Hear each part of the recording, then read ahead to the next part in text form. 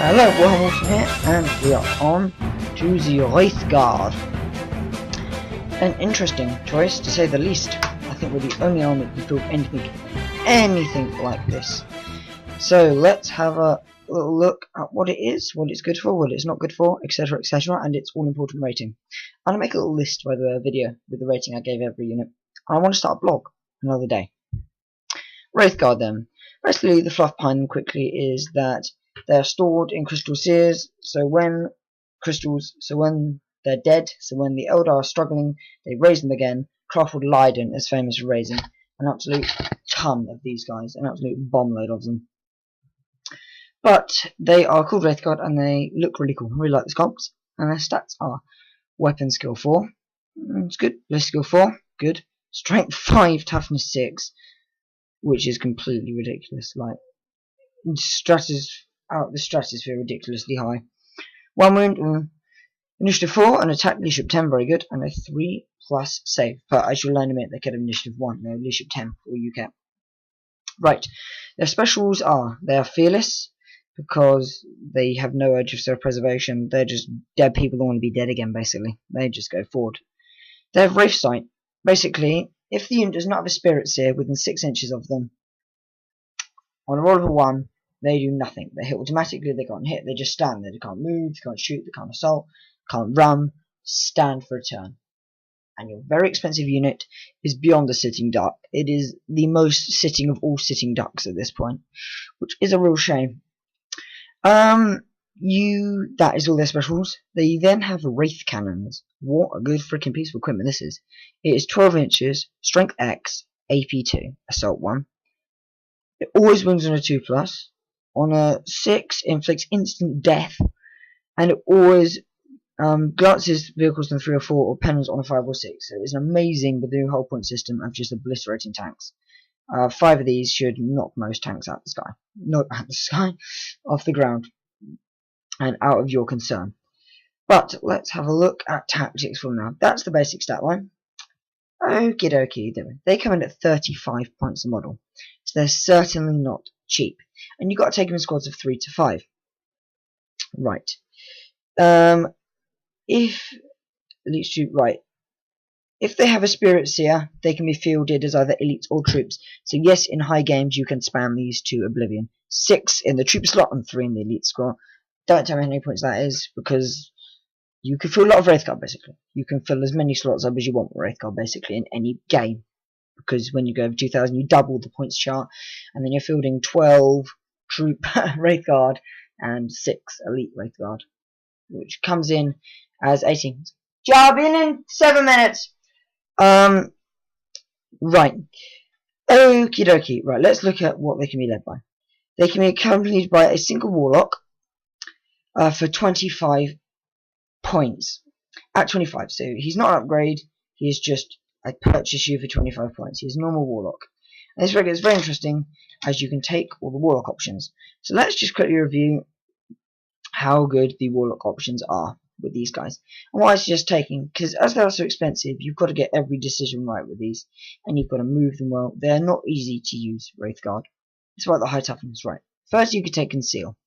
The excellent thing with Conceal is you add a previously non-existent cover save, which makes it a very popular choice. Non-existent invulnerable even is very annoying with these guys, as they will have a lot of plasma spam, very popular in SIG. There's a lot of melters, last cannons, missile launchers, power weapons. They're very, very vulnerable to them, because you generally find with low IP comes high strength, which certainly weakens the unit a lot, especially when you can't fill very many of them.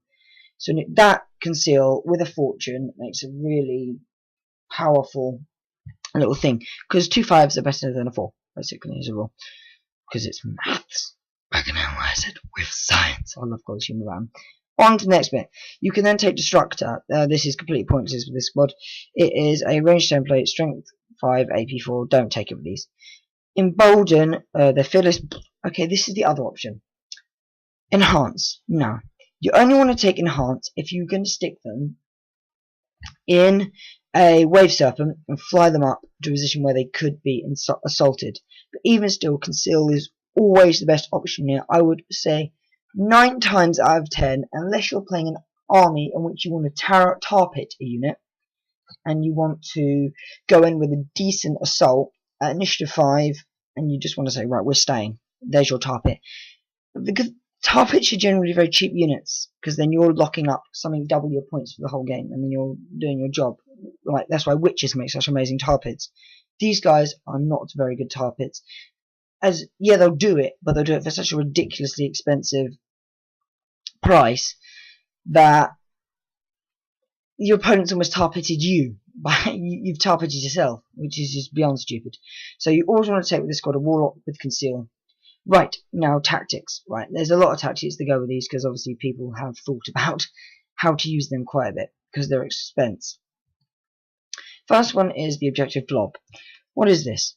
You take 10 Wraithguard, a warlock with conceal, and a Farseer with fortune. You sit them on a midfield objective, and you say, move us. And the whole opponent's army can't get within 12 inches because they'll get obliterated with wraith cannons. And your opponent really struggles, because he was 15 points, by the way. It's the only one you're interested in. And your opponent really struggles, and he can't quite work out what to do, because then he's got a big, huge 12-inch range in the middle of the board where he can't move at all, because he'll get obliterated. And you can move towards him, so you've got an 18-inch doom zone. The issues with this are getting there. Staying there is not that hard, because the amount of firepower they're pumping into that, like, I'll say that's a 355 point unit generally. No, more than that. 300. Yes, 355 we'll call it. No. 400 point unit looking at, actually. 400 point unit. They're incredibly expensive, and it means your rest of the army can all move around in the right position. It's a very popular tactic. The second tactic is 2 squads of 5, each one containing a Farseer and a warlock with conceal. Get in a wave serpent, fly to the opponent, and cause havoc. Your opponent panics like hell, like completely doesn't know what to do with himself. He's struggling all the time at this point. He's trying to maneuver around you, and you'll just keep out maneuvering him, and you just keep blasting with decals, jumping with the wave serpents, and you wreak havoc very early on for your opponent. And yes, he'll clear them eventually, but with those fortuned Wraithguard with the 5-up saves, he doesn't clear them very fast, because, yeah, 5-up, it just gets very annoying, because not everyone, you obliterate his plasma when you first get there at the end. You just take out all the nice technology, and then he starts really panicking. And wave serpents are very hard to kill. This is my favourite tactic for them. The third tactic is a very popular tactic. It's an elite. I've only seen it ever played once, and it is 3 squads of 3 warlocks, each with of 3 Wraithguard, each with a warlock. They just maneuver by themselves, and your opponent doesn't consider them as a threat. And then last turn they jump on objectives and hold your opponent there, and he goes, "Oh, damn it!" Right. The plus points of these are the ridiculously powerful gun, the ridiculously high cannon. I need to mention, in the 3 little units 3, the tactic you use is you take up their transports that come on the field. You just focus on one, and it's very cheap. And as elites aren't great, you have some very survivable elites that also, one of them can go hop on an objective late game.